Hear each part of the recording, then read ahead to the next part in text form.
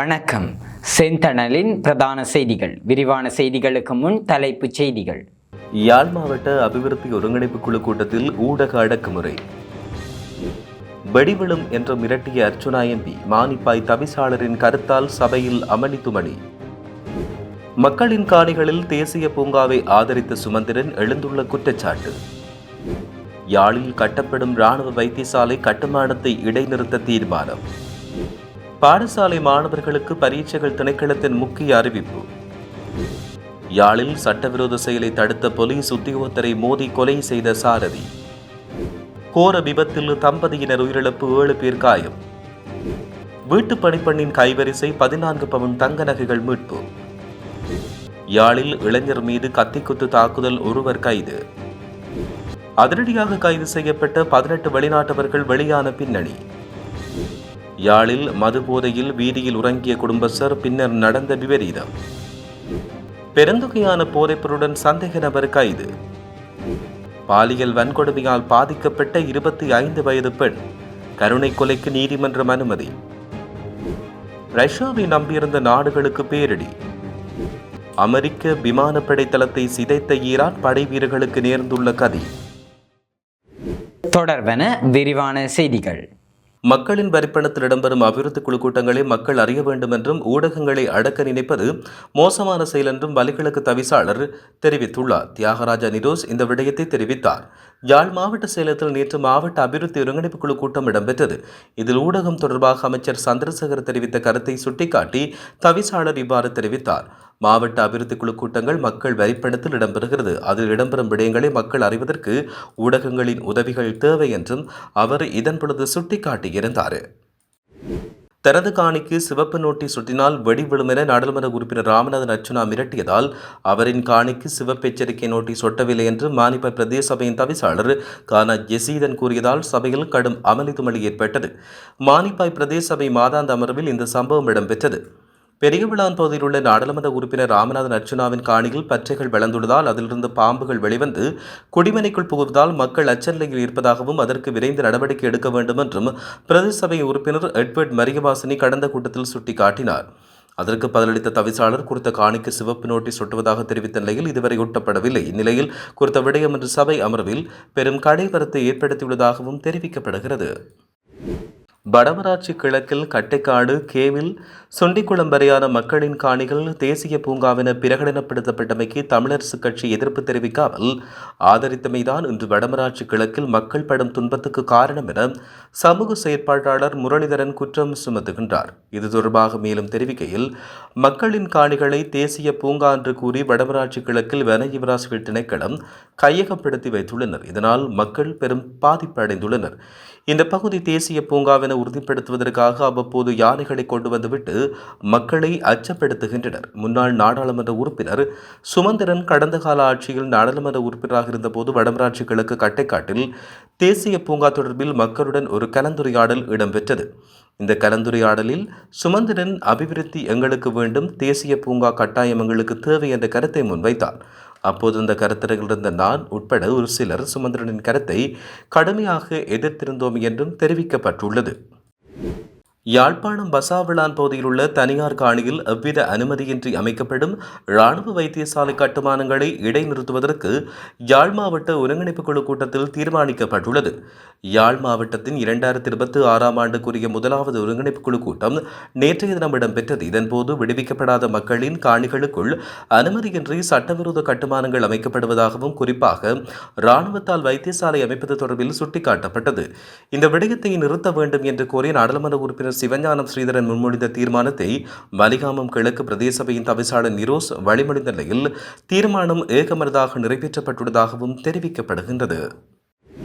2026ஆம் ஆண்டு நடைபெறவிருக்கும் தரவைந்த புலமை பரிசில் பரீட்சை, காப்போது, சாதாரணதர பரீட்சை, உயர்தர பரீட்சைகள் என்று அனைத்து பரீட்சைகளையும் ஒத்திவைப்பது தொடர்பில் எவ்வித முடிவும் எடுக்கப்படவில்லை என பரீட்சைகள் திணைக்களம் அறிவித்துள்ளது. பரீட்சைகள் திணைக்களத்தின் ஆணையாளர் நாயகம் இந்தியா குமார் லியனகே இவ்வறிவித்தலை வெளியிட்டார். தற்போதைய சூழ்நிலை காரணமாக பரீட்சைகள் ஒத்திவைக்கப்படலாம் என்ற கருத்து மாணவர்களிடையே நிலவுகிறது. எனினும் பரீட்சைகள் திணைக்களம் அத்தகைய எந்த முடிவையும் எடுக்காததால் மாணவர்கள் முன்கூட்டியே அறிவிக்கப்பட்ட தேதி மேற்படி பரீட்சைகளை எதிர்கொள்ள தயாராக வேண்டும் என்றும் ஆணையாளர் நாயகம் வலியுறுத்தல் விடுத்துள்ளார். அதன்படி 2026 ஆண்டுக்கான காப்போத உயர்தர பரீட்சைக்கான விண்ணப்பங்கள் ஏப்ரல் 24 வரை இணைய வழியில் வரவேற்கப்படும் என்று பரீட்சைகள் திணைக்களம் அறிவித்துள்ளது. இந்நிலையில் அனைத்து விண்ணப்பதாரர்களும் www.doenets.lk மற்றும் www.onlineexam.gov.lk என்ற அதிகாரப்பூர்வ இணையதளங்களுக்கு சென்று வழிகாட்டப்பட்ட அறிவுறுத்தல்களின்படி விண்ணப்பங்களை சமர்ப்பிக்க முடியும் என்று அறிவித்தல் விடுக்கப்பட்டுள்ளது. யாழ்ப்பாணத்தில் சட்டவிரோத மணலேற்றி சென்ற உளவு இயந்திரம் மோதி போலீஸ் உத்தியோகத்தர் ஒருவர் உயிரிழந்தார். கொடிகாமம் பகுதியில் வீதி சோதனை நடவடிக்கையில் ஈடுபட்ட போலீஸ் குழுவினர் மணலேற்றி வந்த உளவு இயந்திரத்தை மறைக்க முற்பட்ட போது உளவு இயந்திரத்தை செலுத்தி வந்த அதன் வேகத்தை அதிகரித்த போலீஸ் குழுவினர் மீது மோதிவிட்டு தப்பிச் சென்றுள்ளார். உளவு இயந்திரம் மோதியதில் போலீஸ் சார்ஜென்ட் தர அதிகாரியான அல்ஃபிரட் என்பவர் உயிரிழந்தார். உயிரிழந்த போலீஸ் அதிகாரியின் சடலம் சாவச்சேரி போலீஸ் நிலையத்தில் ஒப்படைக்கப்பட்டுள்ளதாக தெரிவிக்கப்படுகின்றது. மதுரை மகேங்கரை பிரதேச செயலக பிரிவில் அமைந்துள்ள கிராந்தூர்கோட்டை பகுதியில் உள்ள 3ஆம் மைல்கல் அருகே கெப்ரக வாகனமும் உளவு இயந்திரமும் மோதியதில் தம்பதியினர் உயிரிழந்தனர். மேலும் 7 பேர் காயமடைந்தனர். போலீசாரின் தகவலின்படி இந்த விபத்தில் உயிரிழந்தவர்கள் மகேங்கரை பகுதிகளைச் சேர்ந்த 57 வயதான ஆண் ஒருவரும் 44 வயதான பெண் ஒருவரும் என்றும் தெரிவிக்கப்படுகிறது. யாழில் களவாடப்பட்ட 14 பவுன் தங்க நகைகள் காவல்துறையினரால் மீட்கப்பட்டுள்ளன. யாழ்ப்பாணம் குற்றத்தடுப்பு காவல்துறையினரால் அவை மீட்கப்பட்டுள்ளன. சம்பவம் தொடர்பில் தெரிய வருகையில் குறித்த பகுதியில் வசிக்கும் கணவனும் மனைவியும் பணியின் நிமித்தம் பகலில் வீட்டில் இருப்பதில்லை. அதனால் வீட்டை பராமரிப்பதற்காக பணிப்பெண் ஒருவரை சம்பளத்துக்கு அமர்த்தியுள்ளனர். இவ்வாறான நிலையில் வீட்டில் இருந்த 14 பவுன் நகைகள் காணாமல் போயுள்ளன. இதையடுத்து அந்த நகைகள் களவாடப்பட்டிருக்கலாம் என யாழ்ப்பாண காவல்துறை குற்றத்தடுப்பு பிரிவில் முறைப்பாடு பதிவு செய்யப்பட்டுள்ளது. இதன் பின்னர் விசாரணையை துரிதகதியில் முன்னெடுத்த காவல்துறை வீட்டில் பணிப்பெண்ணாக இருந்த 53 வயதான பெண்ணை கைது செய்தனர். அவரிடமிருந்து களவாடப்பட்ட 14 பவுன் நகைகளும் இவ்வாறு மீட்கப்பட்டுள்ளதாக தெரிவிக்கப்படுகின்றது. யாழில் இளைஞர் ஒருவர் கத்திக்குத்து தாக்குதலுக்கு இலக்காகியுள்ளார். இந்த சம்பவம் நேற்று இடம்பெற்றது. தாக்குதலுடன் தொடர்புடைய குற்றச்சாட்டில் அதே பகுதியைச் சேர்ந்த மற்றொரு இளைஞன் கைது செய்யப்பட்டார். சம்பவம் தொடர்பில் தெரிய வருகையில் குருநகர் பகுதியில் 2 இளைஞர்கள் போதையில் வாய்த்தக்கத்தில் ஈடுபட்டனர். இதன்போது ஒருவர் தான் மறைத்து வைத்திருந்த கத்தியை எடுத்து மற்றொரு மீது சரமரியாக குத்தியுள்ளார். இதையடுத்து காயமடைந்த இளைஞனை அங்கிருந்தோர் மீட்டு யாழ் போதனா வைத்தியசாலையில் அனுமதித்தனர். இதன்பின் சம்பவம் தொடர்பில் யாழ்ப்பாண காவல்துறைக்கு அறிவிக்கப்பட்ட நிலையில் சம்பவ இடத்துக்கு விரைந்த காவல்துறையினர் தாக்குதலுடன் தொடர்புடைய இளைஞனை கைது செய்தனர். கைது செய்யப்பட்ட இளைஞனை யாழ்ப்பாண காவல் நிலையத்தில் தடுத்து வைத்து காவல்துறையினர் விசாரணைகளை முன்னெடுத்துள்ளதாக தெரிவிக்கப்பட்டுள்ளது. நாட்டில் தங்கியிருந்த பொழுது இணையவழி பணமோசடி கும்பலில் ஈடுபட்டதாக கூறப்படும் குற்றச்சாட்டின் பேரில் 18 வெளிநாட்டவர்கள் கைது செய்யப்பட்டனர். இந்த சம்பவம் நீர்கொழும்பு காவல்துறையினர் நேற்று நடத்திய சோதனையில் இடம்பெற்றுள்ளது. நீர்கொழும்பில் உள்ள தங்கும் விடுதியில் சம்பந்தப்பட்ட சந்தேக நபர்களும் காணிகள் உள்ளிட்ட அது தொடர்பான உபகரணங்களின் இருப்பும் காவல்துறையின் காவலில் எடுக்கப்பட்டுள்ளன. சம்பவத்தின் போது 16 சீன நாட்டினரும் 2 கம்போடிய நாட்டினரும் கைது செய்யப்பட்டனர். கைது செய்யப்பட்ட சந்தேக நபர்களை நீர்கொழும்பு நீதவான் நீதிமன்றத்தில் முன்னிலைப்படுத்தப்பட்டதை தொடர்ந்து அவர்கள் எதிர்வரும் ஏப்ரல் மாதம் 6ஆம் தேதி வரை விளக்கமறியலில் வைக்கப்பட்டுள்ளதாக காவல்துறையினர் தெரிவித்துள்ளனர். யாழ்ப்பாணத்தில் மதுபோதையில் வீதியில் உறங்கியவர் மோட்டார் சைக்கிள் மோதி நேற்று உயிரிழந்தார். சம்பந்தப்பட்ட நபர் நேற்றிரவு 10 மணிக்கு மதுபோதையில் பருத்தித்துறை யாழ்ப்பாணம் வீதியில் உறங்கியுள்ளார். இதன்போது வீதியால் வந்த மோட்டார் சைக்கிள் அவர் மீது மோதி விபத்து இடம்பெற்றது. இந்த விபத்தில் சம்பவ இடத்திலேயே அவர் உயிரிழந்ததாக தெரிய வருகிறது. அதன்பின் அவரின் உடலம் யாழ் போதனா வைத்தியசாலைக்கு கொண்டு செல்லப்பட்டு உடல்கூறு பரிசோதனைகள் மேற்கொள்ளப்படுவதாகவும் தெரிவிக்கப்படுகின்றது. புறக்கோட்டை பஞ்சிகாவத்தை பகுதியில் போதைப்பொருள் வைத்திருந்த பெண் ஒருவர் புறக்கோட்டை காவல்துறையினரால் கைது செய்யப்பட்டுள்ளார். புறக்கோட்டை காவல் நிலைய அதிகாரிகள் குழுவுக்கு கிடைத்த இரகசிய தகவல் ஒன்றில் நடத்தப்பட்ட தேடுதல் நடவடிக்கையின் போதே சந்தேக நபர் கைது செய்யப்பட்டார். கைது செய்யப்பட்டுள்ள பெண் புறக்கோட்டை பஞ்சிகாவத்தை பகுதியைச் சேர்ந்த 34 வயதுடையோர் என்று விசாரணையில் தெரிய வந்துள்ளது.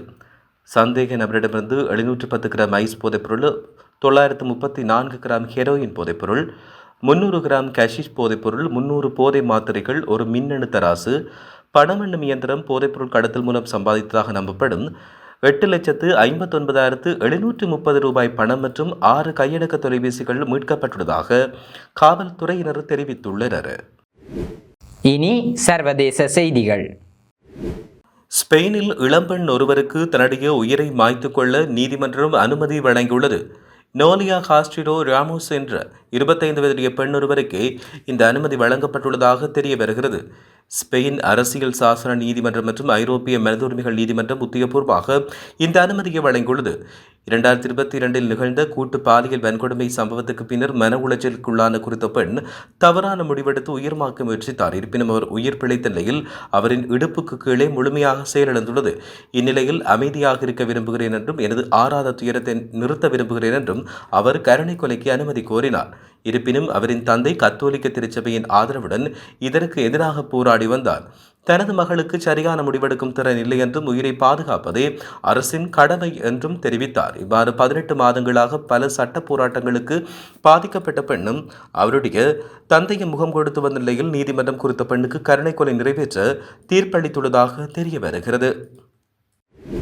உள்நாட்டு எரிபொருள் விலைகளை நிலைப்படுத்தும் நோக்கத்தில் ஏப்ரல் 1 முதல் பெட்ரோல் ஏற்றுமதிக்கு தடை விதிக்க ரஷ்யா திட்டமிட்டுள்ளதாக ரஷ்யாவின் அரசு செய்தி நிறுவனம் ஒன்று தெரிவித்துள்ளது.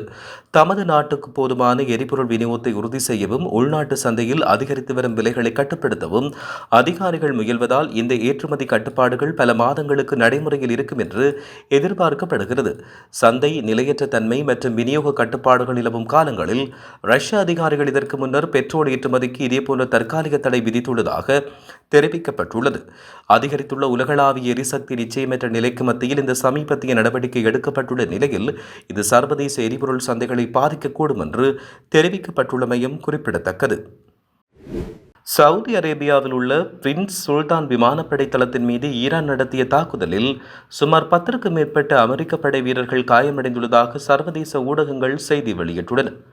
எவ்வாறாயினும் உயிரிழப்புகள் ஏதும் பதிவாகவில்லை என்று அறிவிக்கப்பட்டுள்ளது. அத்துடன் காயமடைந்தவர்களில் குறைந்தது 2 உயிரிழப்பு, ஆபத்தில்லாத சிதறல் காயம் மட்டும் ஏற்பட்டுள்ளதாக தெரிவிக்கப்பட்டுள்ளது. இத்துடன் செய்திகள் நிறைவடைகின்றன. வணக்கம்.